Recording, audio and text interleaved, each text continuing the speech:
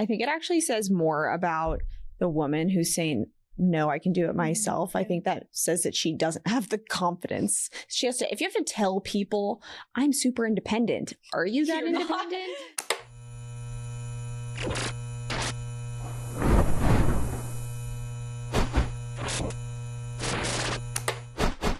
Hi everyone, welcome back to Gen Z Unplugged. Today we have an interesting episode. After our previous episode talking about the standards women should have for men, we got some comments and questions on what standards women should hold themselves to in a relationship, and even before a relationship too. So we're kind of talking about that today, and we have some thoughts on that. Very exciting. So we'll get into it. But yeah, as Rachel mentioned, I think it's helpful to set the scene for women to understand when it is right to be in a relationship and kind of where you yourself should be before. And none of these are going to be like general blanket statements, because I know people who were like, I was not at all ready for a relationship, and then I started dating a guy and I married him and it's amazing. So we're not going to generalize that way, but we just have some general tips for you guys when you're kind of preparing to get into a relationship, or you're, looking for someone to start dating. Yeah. So the first thing that we're going to start off with is to know your beliefs. We've talked about this before on other episodes, how important it is to know who you worship, what your values are, being strong in your faith, making yourself the best version of yourself that you could possibly be, so that when the time is right and you meet your future spouse, you'll have your best self for that other person. And that kind of leads into knowing yourself and knowing your standards, and holding yourself up to those things, whether it is, certain boundaries, certain faith aspects, certain friend aspects. So that's like the first one that we think is like the most important. Yeah, I know you were talking about this earlier too. Between your high school and college relationships, it's just hard to see people in college or even post college, after you get sort of out of that high school immaturity and not looking too much in the future. But once you get yourself going a little bit, it's hard to see friends with people who don't have at all the same belief system. Yeah. It's like, where do you think that's going to go? So I think the knowing the beliefs is definitely very important. It's hard to see people who don't have that realization. So that is good to get right off the bat. Definitely a standard you all should have. Yes, that is a good one. And then something else too, I think there's kind of two areas of thought when it comes to kind of like being ready for a relationship, because I think on the one hand, a lot of people want to essentially have it all together. That will never happen. So throw that out the window. But I think that what people mean by that is they want to be, secure a job. They want to have, steady stream of income. They want to maybe have been moved out of their parents' house, and kind of hit all these milestones before getting in a relationship. And I think that there's debate on that. And I think that it kind of depends on the person. Like for me, I really wanted to have a job before I got married, because I just think it would be a lot easier to kind of assess, like, where are we going to live? How much can I contribute? So that was something that I was really set on, but I didn't feel the need to move out of my parents' house. I was like, it makes financial sense for me to just stay at home until I do get married. And I was dating my husband when I went from college back home. So it kind of made sense for me. But I think, assessing what stability means to you and then taking steps towards that, so that you do kind of have a little bit of experience in the world before seeking out a spouse. So that's kind of one area. And then I think people go to the other extreme where they're like, well, I don't want to get set in my ways. I want to establish all of these things with a significant other, with a spouse, really. And so they go straight from college to getting married. Neither of them have a job.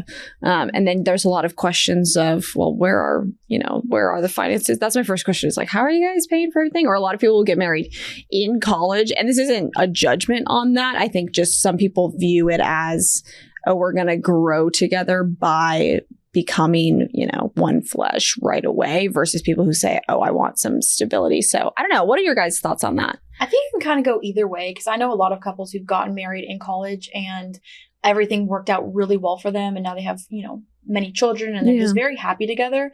And it all really worked out because they were able to mesh their lives together. And they got married, and everything was kind of decided together, was figured out together. So I think it can work out that way. I also think it's great to wait until, you know, you finish college and you have that job and you figure all of that kind of stuff out, and then get married. But having that in the back of your mind that you are going to have to start making decisions that are going to align with getting married to someone else who might live somewhere else or who might have a different career path. So I think it works both ways. I think every person's different. Every relationship is different. So it pretty much just depends on where you guys are at, what stage of your life you're at, and kind of the culture and how you kind of surround yourself. Yeah, that's wise. Yeah, I agree. I think the one thing that does have to be figured out, I guess, like the practical stuff, I guess, can go either way, but you do need to figure yourself out mostly before, you know, getting into a relationship. And that can look different if you're figuring yourself out in high school versus college. Like there's different levels of figuring it out, but you can't just be like floundering in your beliefs or your philosophies and whatever. Like you should have yourself a little bit grounded in certain things you stand for, and just, I don't know, figuring out things that bring you life, whether that's hobbies or a sport, like just figuring out those sorts of things so you have a spark before someone else comes in. Like I'm a big believer in you should have a spark and you don't need someone else to start the spark. But when the right guy comes in, you know, it'll be like pouring gasoline on the spark and it'll flame up, or he'll snuff it or put it out. But if you don't have that spark to begin with, you won't know if he's doing good for you or doing bad for you. So I think having that before and finding things that bring you life, and just having that spark before is something you should do and have before getting into a relationship. At least to some degree. Yeah, I agree. Yeah, I really like that. I think that's wise. It's like figure out what it is that makes you tick. That's one of my favorite things to ask people, because, you know, when you're talking to someone, it's just small talk. And you're like, oh, I wish we could just talk about real things. And sometimes I'll ask people like, what's your thing? And that's such a fun thing to ask. And I think like you have to assess yourself, like, what is my thing? And sometimes it's hard to figure that out. And sometimes it's not like on the surface and you have to do some thinking into that. But yeah, I think that's a really, really good point. Yeah. I like that one. And I think like kind of going along with that, like knowing yourself, like what are your hobbies? You should be really confident in yourself, because you don't want to enter into a relationship hoping to find someone that, you know, will give you your confidence, will give you your purpose. Because I mean, that's great if, you know, they amplify it. But you want to find that out for yourself, because you want to be the best version of yourself when you get into a relationship and when you marry someone. You shouldn't just rely on them to give you everything. You should obviously have something to give in the relationship, you know, to give your spouse. So finding out what that is, what you're passionate about, what you enjoy to do, and making yourself prepared to not only add things to the relationship, but also help your spouse in other areas that he might not be perfect in. Because at the end of the day, it's two people working together, your teammates. So some teammates are better. And, you know, think about it like a basketball game. You have other teammates who are really great at shooting. You have other teammates who are really great at defense. You have to have both to have a winning team. So you guys are going to have different things that you are really good at or really bad at. So you're going to even yourselves out. So just making sure you're really prepared and strong in the areas that you are, you know, capable of. And before we move away from this conversation about preparing yourself for a relationship, I think it's really important to mention how crucial it is to respect yourself, because like you said, confidence is really low, I think, especially among Gen Z. You know, we've talked about in earlier episodes how people hide behind a screen and they're giving this false confidence that just doesn't come out in person. So being able to develop that and developing actual self-respect so that you can go into a relationship with a certain expectation for how you should be treated. Because I think just with the amount of anxiety and depression that's really prevalent among Gen Z women, we have to be able to cultivate some base level of respect. And that doesn't mean you are conceited. It doesn't mean you're narcissistic. It just means that you understand that you are a person of great value and that you deserve to be treated, that meets a certain bar. Mm-hmm. No, I agree. And with our culture nowadays, there's so much self-deprecation that they don't think they're good enough for a man. They're not good enough to be a wife. They're not good enough to be in a relationship. How will a man love them if they don't love themselves? I mean, you really have to find yourself before you find a man and have that relationship, because how are you going to expect a man to respect you and your values if you don't even respect yourself? Mm-hmm. So I think that's something very important, to be able to just learn to respect yourself and respect others, and in friendship and how you treat others. It's not just gonna, at the click of, a button, you're not gonna switch off, learning how to treat your man very well or respect him very well. That's something that you need to practice and you need to prepare yourself on.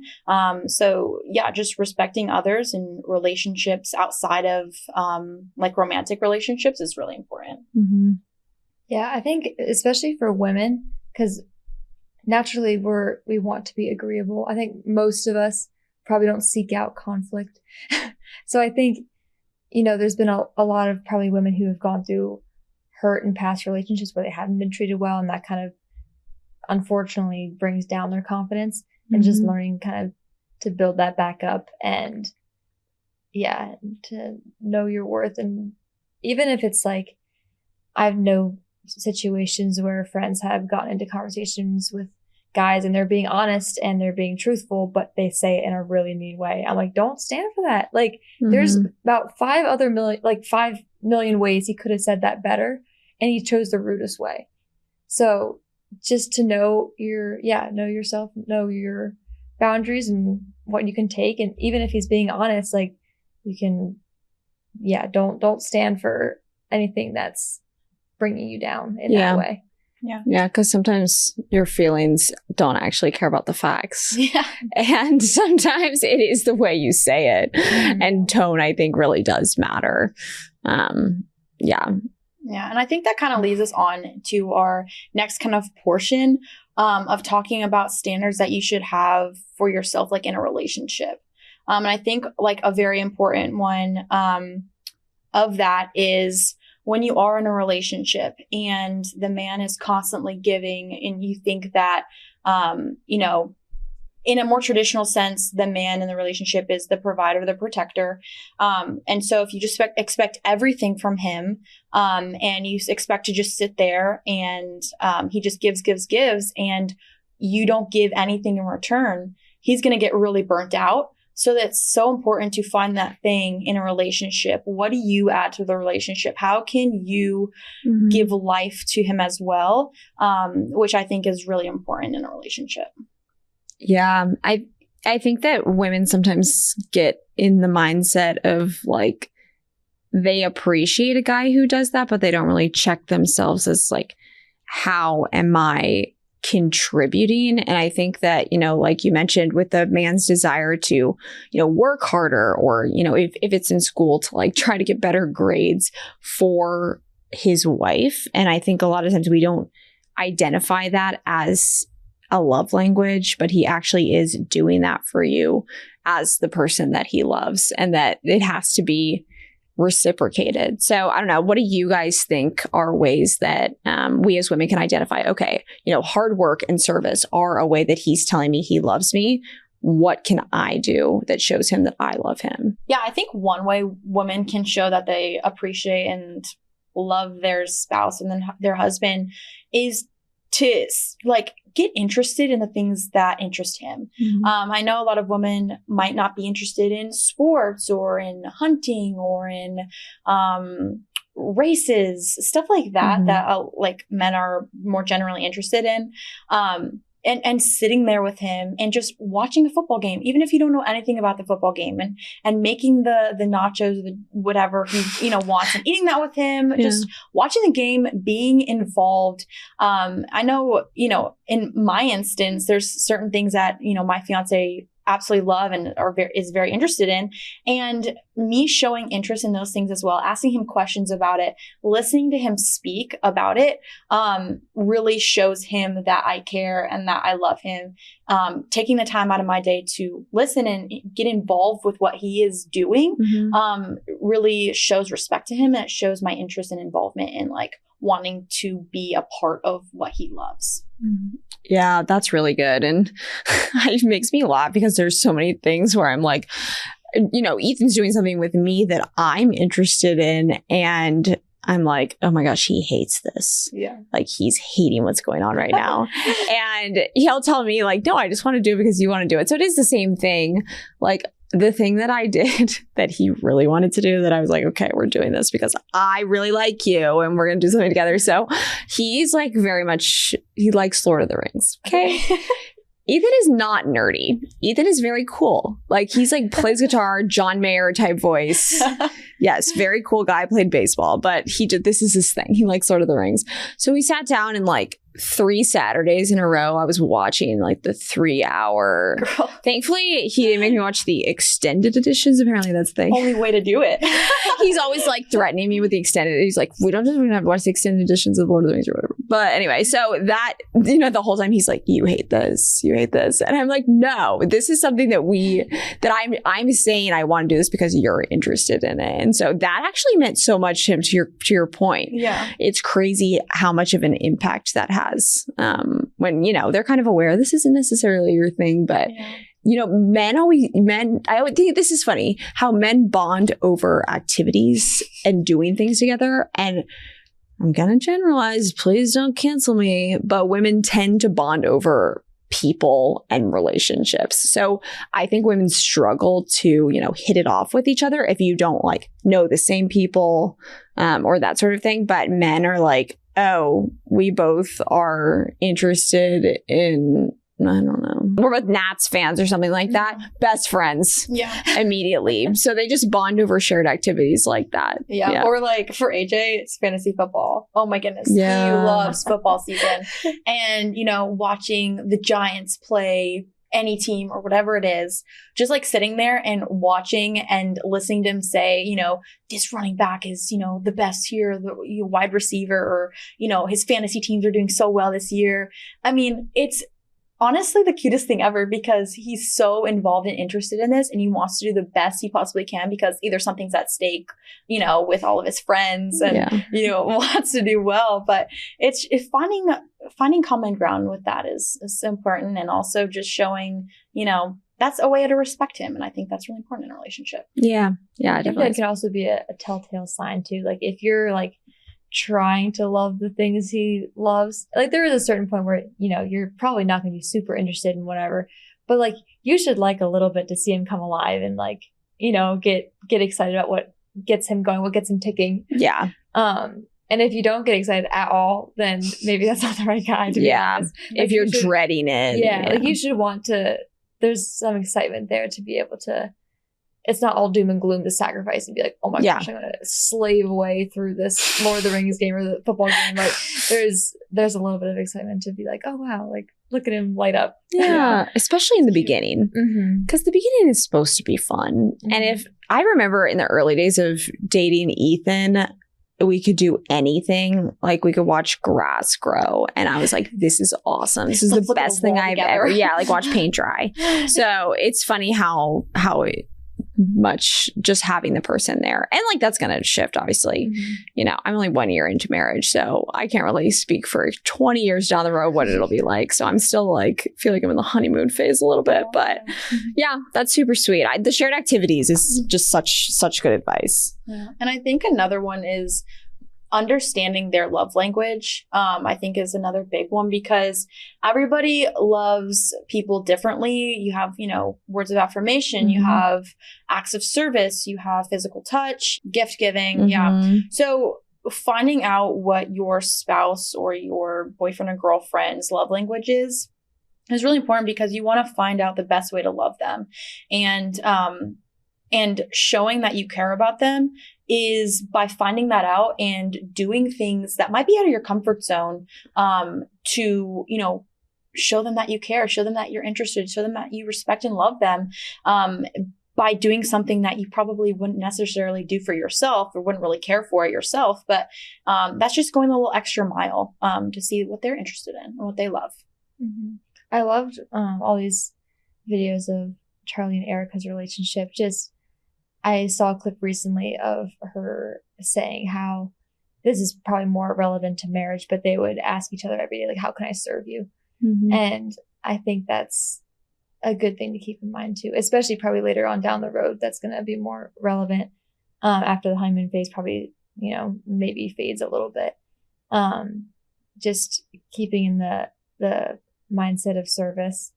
And I think a lot of times for women, it's like expecting him to do everything or nothing and I can do it myself. Like there needs to be a balance between that. There's like a normal give and, what we consider a normal give and take, but a lot of girls are like, if he doesn't, buy me flowers every day of the week, it's hard too, because like in the comparison game, especially in college, like girls talk about how I remember one story was my friend, her boyfriend got her flowers, and out of every bouquet he gave her, he took a flower so he knew when it died. So to get her like more flowers, right? So whoa, that's dedication. It's very dedication. Yeah. And then my brother, I was telling him that story, and he's like, well, that's awesome, but he's that boyfriend was in grad school. My brother's a freshman in college. Like he has no money. Like he can't do that, and he's feeling the pressure even from other guys that are like, do more, do more. He's like, I'm doing the best I can for her, and that's what I can do right now. Not saying it won't grow later, but like I think even for guys, there's this pressure among themselves sometimes, and it depends on the communities, obviously. Yeah. If you're, frat living, it's like how many girls can you get in a night, and it's like this more healthy community, but can sometimes turn into not as healthy if you're like forcing each other to do like just different expectations for different stages of life, I guess. And then the comparison game on the other side with the women comparing their boyfriends, it's just very interesting, and to just to remember that it can be different for different people in different circumstances. Yeah. Comparison is the theft of joy. And honestly, I think social media is such a enemy of happy relationships, because with social media and TikTok and Instagram, that is just a huge platform that people are constantly consuming every single day.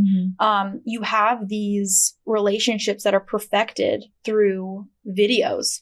And if girls are very fall victim to this, I know, because they see that and they're like, well, that guy's doing that for that girl. Why wouldn't you do that for me?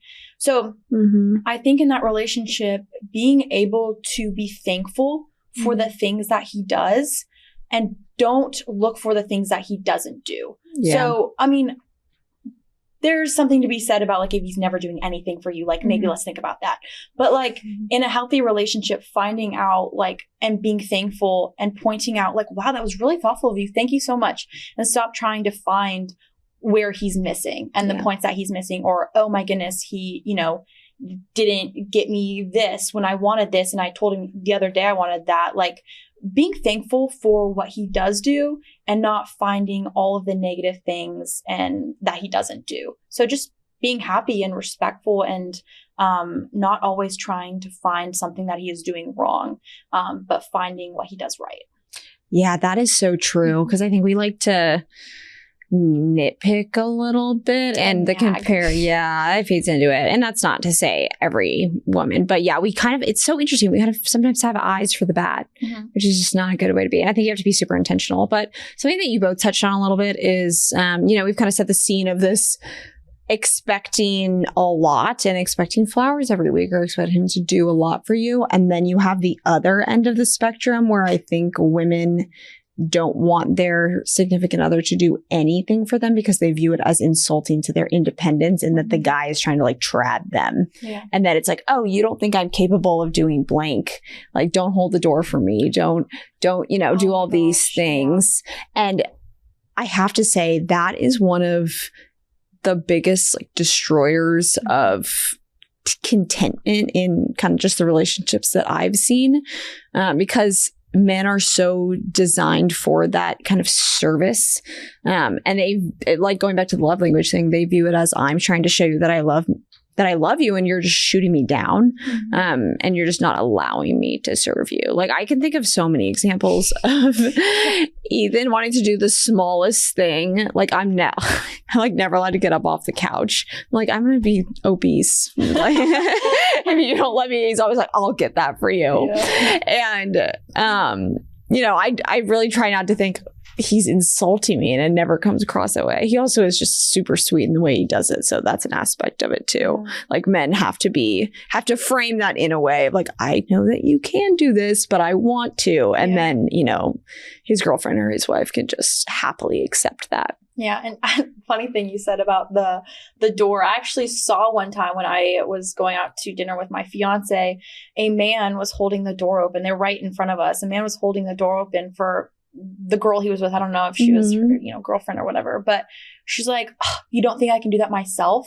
And literally made him walk in front of her, and she grabbed the door. And then like my fiance grabbed the door for me, and I walked in. I was like, did we just witness that? Like she literally told him to get in front of her, to not hold the door for her. That's crazy. Like, oh my goodness. Like what is happening?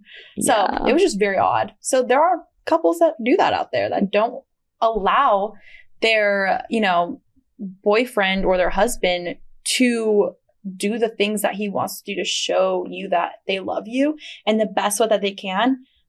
Check yourself and make sure that you're giving him a space and allowing him to do those things that he wants to. Yeah. I think it actually says more about the woman who's saying, no, I can do it myself. I think that says that she doesn't have the confidence. If you have to tell people I'm super independent, are you that independent? Yeah. So yeah, that's an interesting one for sure. Another thing that's really important to have in relationships is to be able to call your spouse higher. They are, working obviously the best of their ability, but sometimes the woman has a very unique perspective because she has so much confidence and so much belief in his great skills and in achieving so much that that we want to push them higher and say, no, like, I think you can do better than what you just did. Or if you're in a disagreement or in a conversation discussing something and they do something a certain way that you don't like and that you don't think is true and good, call them higher. Say, no, like, I love you so much. ABC of why I disagree or I agree with you. Let's talk about this and have a conversation with this, and not just being so passive where everything that they say, even if you really truly disagree and don't believe in it, it's important to stand up for your values and what you believe is true, because it shows them that you care not only about them doing the best of their abilities, but also you care about the relationship to be able to speak your mind and have an intellect to call them higher, to just wish the best for them and for your relationship and for your future family. Yeah, I think those intellectual conversations are really helpful for bonding. And then also, like you said, it brings a unique perspective that your husband probably hasn't thought through before. And that's why I think it's silly to say, oh, well, if you end up being a stay-at-home mom, then why do you need an education? Which is crazy. First of all, you're raising up the next generation, which is very, very important. But also, like, the intellectual, maybe it's not sparring, but, that's probably not typical or every day, I would hope. But those intellectual conversations are just, they're gold. They're gold. And my husband is like a theological genius, which is like the best thing to be, very well versed in. And so many conversations over the dinner table are like, why does suffering exist? And things like that, where it's just so much more interesting. Like, life is just better and you're thinking about things that actually matter. Yeah. So cultivating your mind and not shying away from those types of conversations is crucial. I think also, like, if you're in the dating phase before you're married, you can kind of like test that out a little bit too. Like, oh, is he willing to have an intellectual conversation, or does he want me to, or does he just want me to agree all the time? Like, things like that. So I think, or if it's just something super practical, like if your boyfriend is doing something and you're like, that makes no sense. Like, why don't you do it this way? And he's so set in his ways that he's like, you know what, we're just going to do it this way because that's what I'm used to. Like, I think that says something about him too, to where he should be able to, you know, take the woman's unique perspective, unique opinion. And if he cares, like, try to enact it in a certain way, or at least hear you out in it. Right. Because that's you respecting yourself and your thoughts and, you know, on the matter, and him taking that in and being like, okay, you know, it's kind of, again, that back and forth, but that I do think that that's very important. And sometimes is missing, and missing even before marriage. So then when it gets to marriage, it's like, oh, wait a second. Like, we never talked about that before. Or no, we've never had deep conversations, or we've never disagreed before. And it's like, just because the woman is so passive or could be so passive or so agreeable or something. But I think most guys that I've talked to just in college, like, want a woman with some brain cells. Yeah. Just a mind, and to be able to have not spar, intellectual banter. Yeah, I think that goes a lot into, like, it's okay to be a problem solver. It's okay to be the one who has the answer for a question, or in a certain, you know, season of your life, to have really good advice on a certain situation, like where your kids are going to go to school, right, or the education of your children, or finances, or investment, something like that. Women are very unique and have kind of a practical wisdom that men have also, but women have it very uniquely and distinctly, which kind of complements the man's ability to make these certain decisions. So being able to respect yourself enough where you're like, I have a good understanding of the situation, I want to share that with you. And being able to do that, I think, is huge, you know, for a relationship, because we balance each other out. And so being able to speak your mind to him and not shying away in a relationship, like, hold yourself to that standard, hold yourself to speaking the truth and speaking your beliefs, because your husband or spouse probably definitely wants to hear from you what you have to say. Don't just be passive and let anything go if you don't truly believe in it. Right. Yeah, that's so true. And something I want to mention before we wrap up here is something that I heard on a podcast years ago. I don't even remember who it was, but he was talking about his wife, and he was talking about how things were falling apart at work, and just parts of his life were really not working out. But his wife said to him, like, I'm so proud of you and I know you can do this. And he was like, that's all I needed. Yeah. And he said, if the world is completely against me, but my wife says that I'm capable and she's proud of me, like, I'm soaring, you know? So the influence that our words and our actions can have on a husband is, like, we have to be careful and we have to steward that influence well, as anyone does, but especially in a relationship context, because if all you're doing is bringing negativity, you're criticizing him. And I think, unfortunately, this is more common than it should, because I think we as women do have a unique perspective. Like, we do have that practical wisdom and we think that we see more than they do, which sometimes we do, and vice versa. You know, we're just made differently, made uniquely, but you have to understand the influence of your words on your spouse. That's so true. Yeah, because at the end of the day, you will be the one to have that, you know, last say. So you just want to make sure that you choose your words wisely. They can tear him down or they can rise him higher. And so just making sure that you understand the power of your tongue, which obviously we see that in the Bible is the most powerful thing that you have to another person. So just making sure you're using that wisely and lovingly, and to rise him up and not to tear him down, because that will be a very big aspect of your guys' relationship if he respects you, or if he, every time you speak, he just tunes you out because you only nag, you only criticize, and you tear him down. Yeah. And with that, I think we are out of time, but we hope you guys like these tips. Hopefully at least one of them was helpful. And yeah, we hope you guys will subscribe, leave a comment, leave a question, and we will see you next time.